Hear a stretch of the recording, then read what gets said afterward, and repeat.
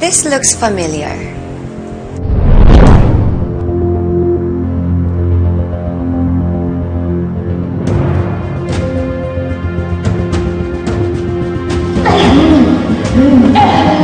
Matay ka na!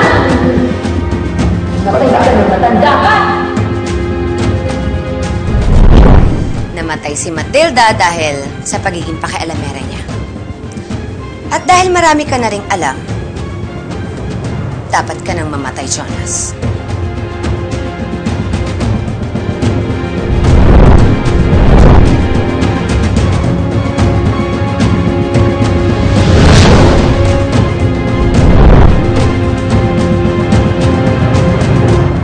Certain kopya namin sa dashcam.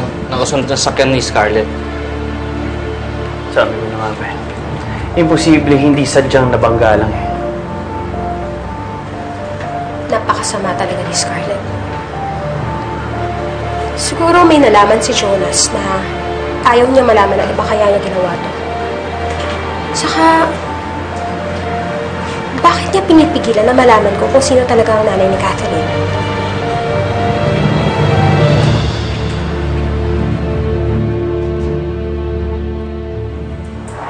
Kung sana naging loyal ka sa akin, hindi ko gagawin sa'yo to. Pero, may mga bagay na mas mahalaga para sa akin kaysa sa'yo. Ikaw ang dapat mawala, hindi si Catherine.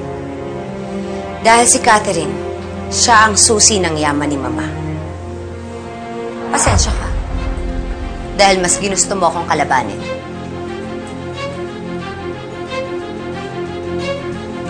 Kaya hanggang dito na lang ang buhay mo. Bago mo pa ako ilaglag.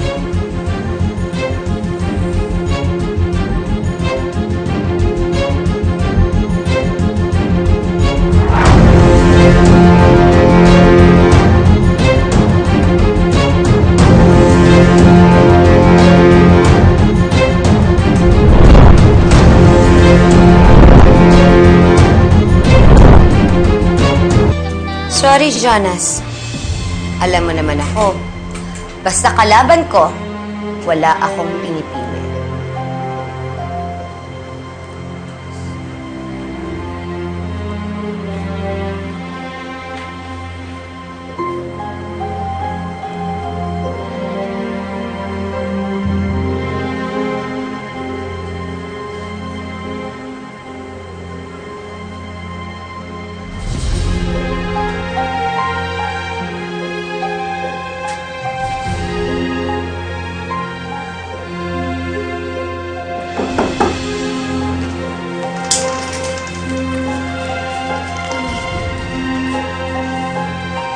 Thank you.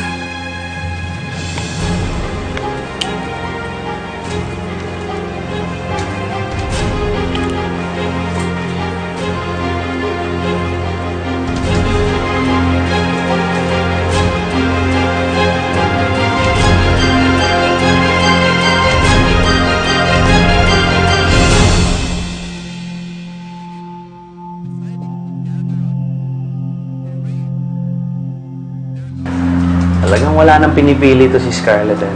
Lahat katalo. Sir, kuha ako ng kopya nito ha. Sige sir, pag na-transfer po namin, bibigay po namin sa inyong kopya. Hindi pa ako, babot nga ako ng ano dyan. Card reader. Hindi lang talaga ako makapaniwala na pati si Jonas kaya niyang saktan. Alam mo, tingin ko hindi lang niya gustong saktan si Jonas eh. Gusto niyang patayin si Jonas. Ma'am Matilda, ma'am, sabi niyo sa akin, gusto niyo akong makausap. Ma'am, tumawag po kayo sa akin. Ano pong gusto niyong sabihin sa akin?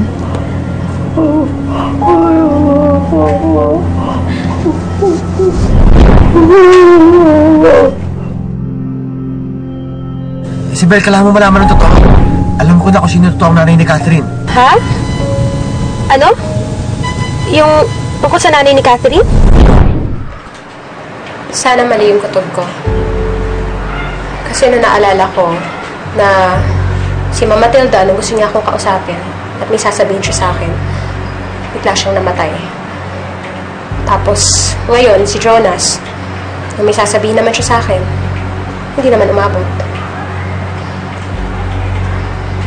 isa lang naman ang common link ng dalawa eh. Si Scarlett. Kung tama ang hinala mo, bakit pinipigilan ni Scarlett na makausap ko sila? Saka, ano naman yung sasabihin nila sa akin na hindi ko pwedeng malaman?